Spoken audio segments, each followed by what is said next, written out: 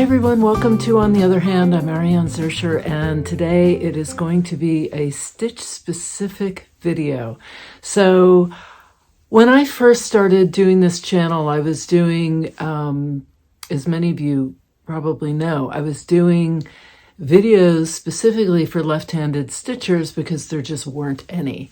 So now, cut to many, many years later, I'm revisiting some of those old stitches, and it's really not about left-handed versus right-handed. It's really just about the stitch itself. So I'm doing my Bullion tendril, which is really a variation on the Bullion knot. This is something I came up with years ago. I was playing around trying to see what else I could do with the Bullion knot. It's so versatile. There's so many different things you can do. A Bullion circle, which is a video that I did last month. You can do different lengths of Bullion knots and use different threads. So the Bullion tendril really works best with a specific thread, and I go over that. And I demonstrate it in a couple different threads, and then I show you examples of it in different things different projects, different pieces of work that I've used it on. So grab something to stitch with. It helps to have a base fabric that is easy to stitch with. So I would not advise using like a Pima cotton or something like that. Use something that's going to make your life easy. Now I demonstrate this without a hoop, but this is one of those stitches that I have used a hoop. It's one of the rare stitches that I have actually used a hoop for. In this particular case, I didn't, because I'm working on a piece that has a lot of collage and paper and thick cardboard stock, and so I just, it wasn't going to work. But I have used a hoop with this stitch. It does help, but it does not eliminate the various challenges that I discuss in the video. So let's turn around. You'll understand more as I go. I'll talk you through it. Hold your hand and let me know how it goes. This is one of my favorite stitches. I love using this stitch on projects because it is so cool and it really adds a lot of drama. All right, who's ready to do some Bullion tendrils? So, as I said in the intro, this is my variation on a Bullion knot, and it really is just a Bullion knot that's very, very long. So you need a long piece of thread. I am using a silken pearl from the thread gatherer. Rayon threads work well. Anything that is going to easily slide through your needle, because it's hard to do. All right, here we go. I'm not going to use a hoop, but this is the one time when I actually would use a hoop. But I'm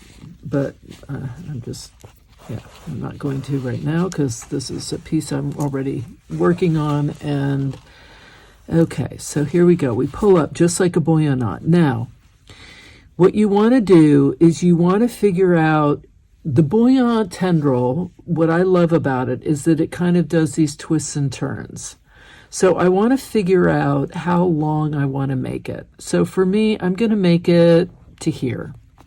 And now I'm going to come back in just like I would a Bullion knot, right? And I am going to start wrapping.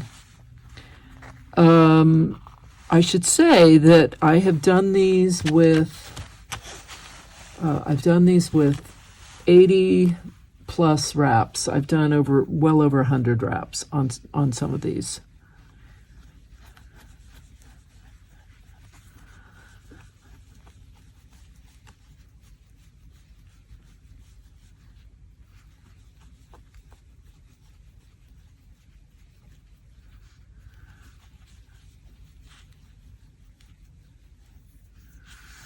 Okay, at a certain point, you're going to get to a place where you don't have enough needle left.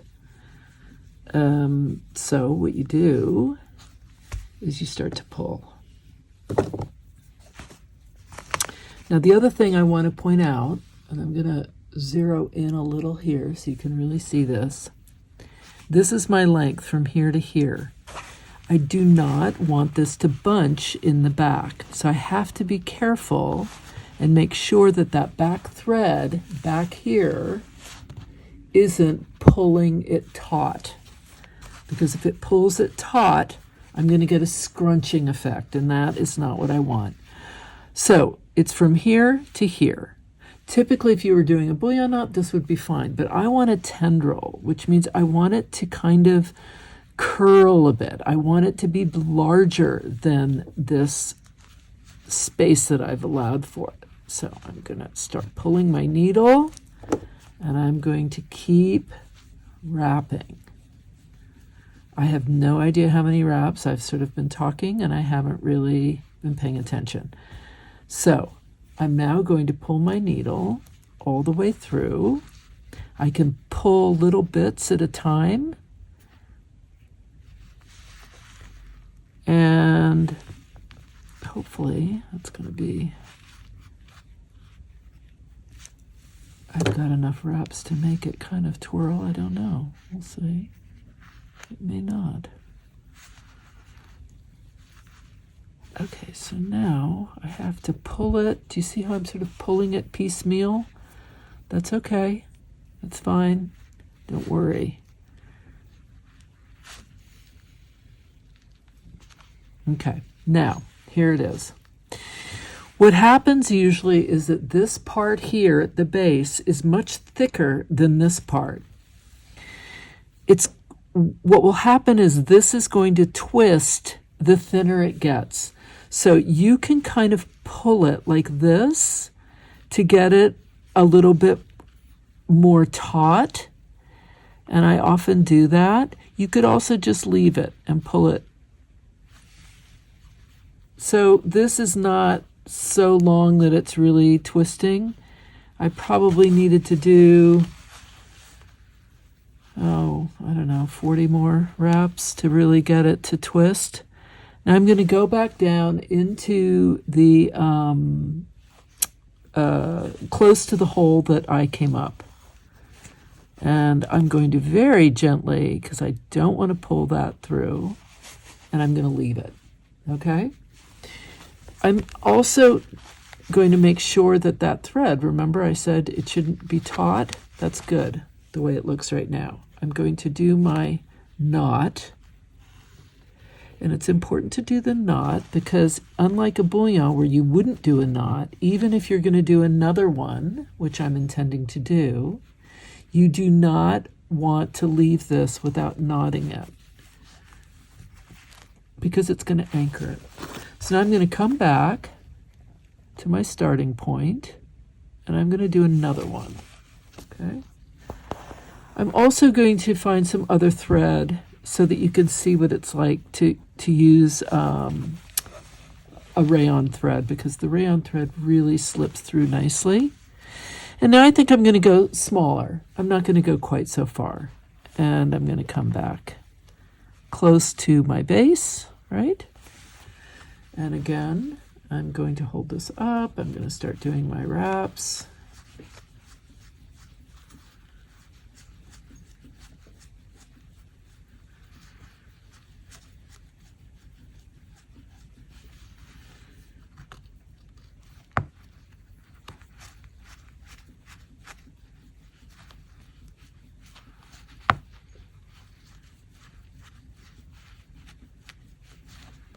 Okay, I'm going to pull this up a little bit because I'm losing, I don't have enough space. I have tried doing this with a longer needle and upholstery needle, and I did not find it was very helpful. It was helpful in that I could do bigger wraps, but it was very hard to then pull. I find that it's easier just to use a regular Milner's. In this case, I'm using a number 3. And is it a number 3? It's either a number 3 or number 1. Okay, so this, you can see how much longer this is than that space that I've allowed myself, right? So this is going to twist much more. Actually going to do that. Okay, so now I'm going to pull this through.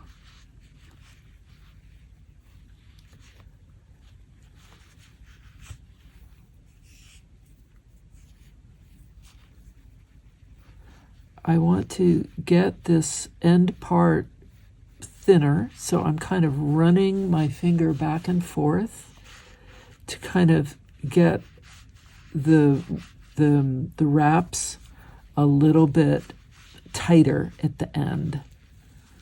And now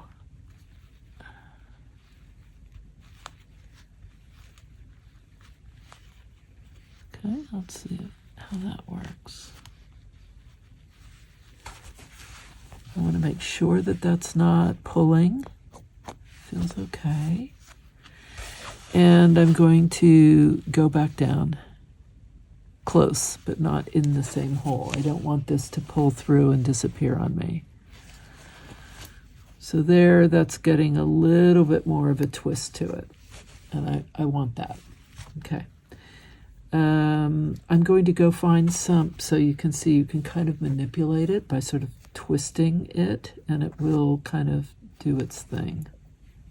I'm going to go find some rayon thread. I hope I have something similar to this color. If I don't, I'm going to have to keep going with this. I don't have enough thread here to really do much of anything. I could come in and do a very little one, which I shouldn't do, but I'm going to just because I hate wasting thread. So let's see what happens here. I'm going to do something very small.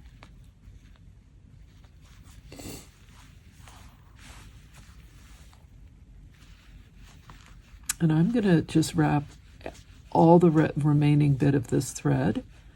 So whatever that length is, that's what I'm wrapping around this needle.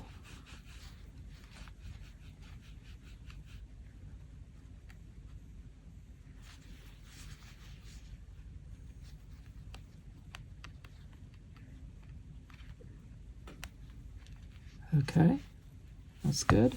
I'm going to pull this through.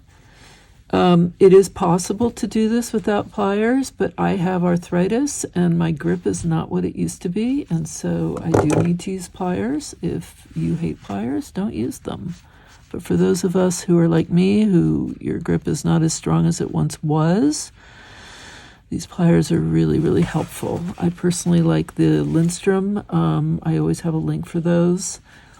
They're, I actually use them when I'm designing jewelry, and they're great. They're a bit more expensive, but I love them. All right, let's see if I can thread this back up because it came out.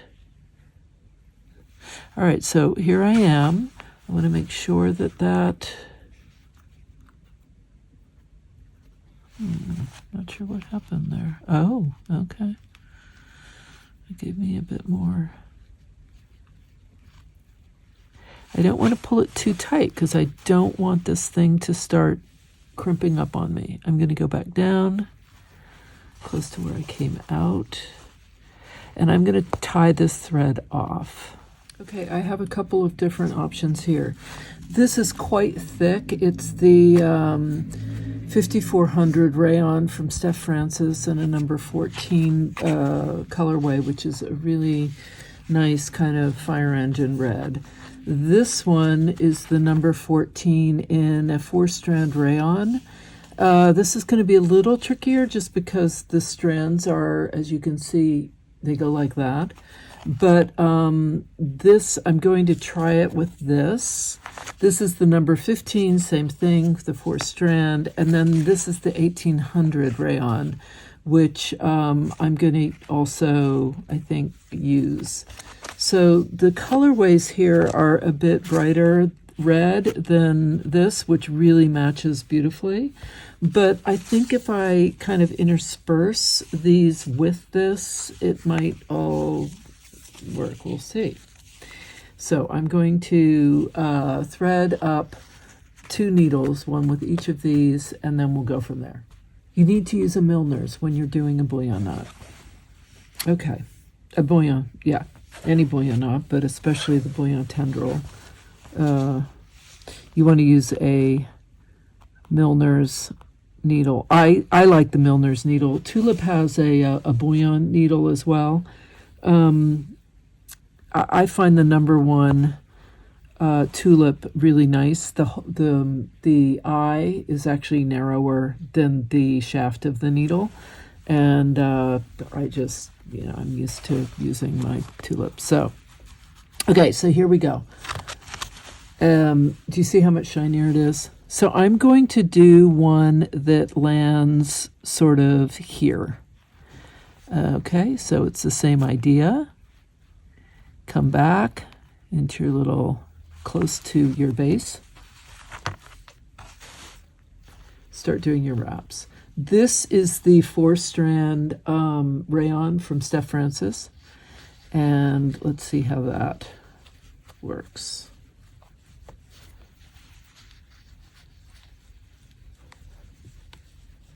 Again, I'm not counting. I'm really eyeballing this. You certainly can count. And then if you want them all even, what I like about doing the Bullion tendril is that it is kind of, it's pretty organic. I mean, each one is going to fall differently. And that's what I kind of love about them. Okay, I'm going to pull this through a little bit. Okay, so I'm pulling through a little bit at a time here.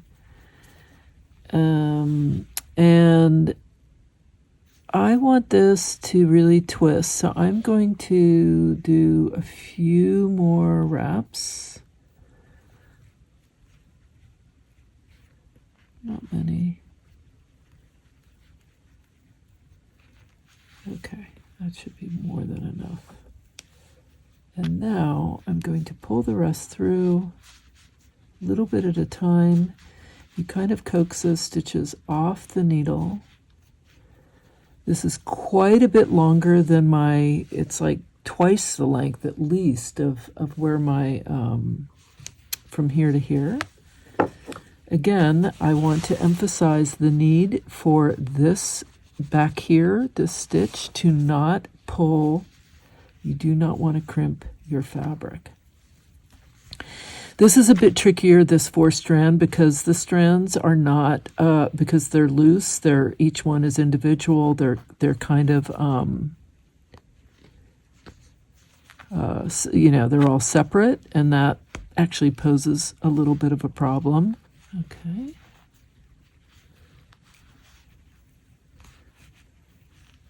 So I have a little bit of some kind of, I don't know what happened, but this is like a little bump here. So I think, especially if you have not done these before, don't use a stranded thread like this. I think it just makes it really hard. And I've done hundreds of these, and I'm finding it quite challenging. So I'm going to actually, once I finish this, I'm going to use a different thread. And you see how it's kind of bunching a little bit? I don't like that. So, all right, I'm going to go back and just end this and move on to a different thread. So I'm going back into the general area, not into the exact same hole, but close to where I came up. And I'm going to pull that through, and I'm going to end this, and I'm going to start a new thread. We'll see how that goes. All right, let's see how the 1800 Steph Francis 1800 rayon goes, and see. I think it's going to be a bit easier. And I'm going to go ahead and come in between these that I did with the silken pearl. And I'm going to go out a bit farther. So I'm going to go out to here. You can fan these out, and I'll show you examples of other pieces that I've done using a whole group of Bullion tendrils. That's pretty cool. All right, so we're going to go again.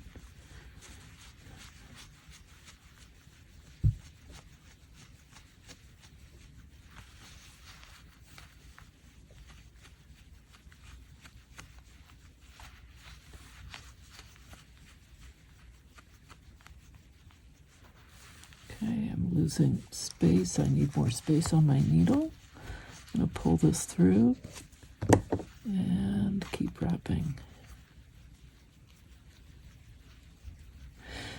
These bullion tendrils take practice. You know, they do not expect them to come out perfectly the first time. If they do, lucky you, that's great. But if they don't worry. This is not an easy stitch. This is definitely not a stitch for someone who's just taken up embroidery. This is something to sort of work towards. And I would recommend, if you are not new to embroidery, to stitching, hand stitching work and making bullion knots, I would recommend just getting really, really good at making a bullion knot. And once you feel like you've really gotten that, you know, maybe move on to like doing a bullion loop, like the video I made, I don't know, a month ago or something, the bullion loop. So start working on those. And then once you've mastered all of those, then try this. Do not try this right out of the gate. It's going to just cause you to be really frustrated and just sort of feel discouraged. This is not an easy thing to do. And it also really depends on your thread choice. Like if you use a soft cotton, it's going to be very hard. This rayon is much, much easier. Certain threads, and you can play with the different threads to see, you know, what works better for you. So, but you can see how I'm really having to do this a little bit at a time and pull it through, and this is not an easy beginner stitch. All right, so here we have it, right? So now what I do is I just kind of run my fingers like this to just get that tension a little bit more even. And I also have found that the thinner it gets on the top, the more I'm going to get those curly cues that I really love. Now you can do that the whole thing and get the whole thing really curling around, and that's kind of fun too. But there, okay? And that's much better. And again, I want to make sure that on the back, this is not pulling. So I want to, pull it and just make sure that I don't have it pulling through. And what can happen is that it can pull through without you realizing it, and suddenly you've got it scrunched even though you were checking it. So just make sure that you've really got your finger under there. And so I've got my finger sort of holding that so it doesn't pull. And now I'm going to go back down close but not in to anchor it, and I'm going to tie my knot in the back before I start a new one. Okay?